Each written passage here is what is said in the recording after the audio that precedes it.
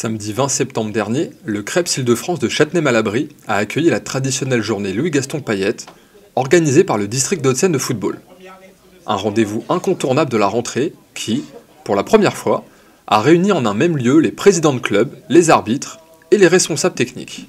Pour les dirigeants de club, ce fut l'occasion de recevoir le tout nouveau guide du président de club et de découvrir les grandes nouveautés de la saison, organisation, réglementation, calendrier et dispositifs d'accompagnement. Alors les thématiques étaient diverses, on est revenu sur l'organigramme, le nouvel organigramme du district, ce qui était pas mal pour pouvoir rappeler un petit peu qui étaient nos interlocuteurs au quotidien.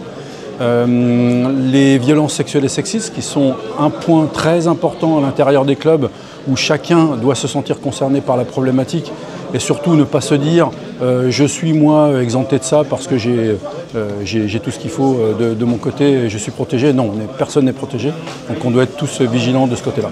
Très important en termes de cohésion, très important en termes de démarrage pour une saison et puis se rappeler un petit peu qui est qui au sein des instances.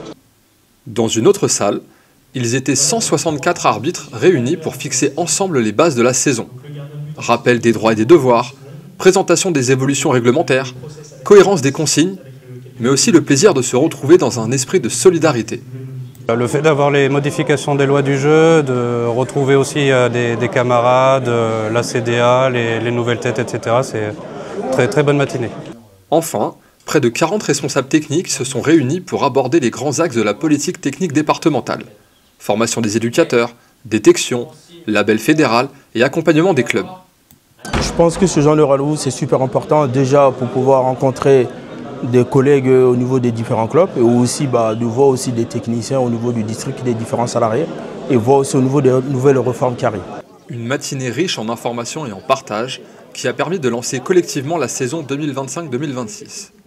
Le district d'Hauts-de-Seine de football réaffirme ainsi son ambition, fédérer tous les acteurs du football alto-séquanais pour bâtir une saison ambitieuse, solidaire et réussie.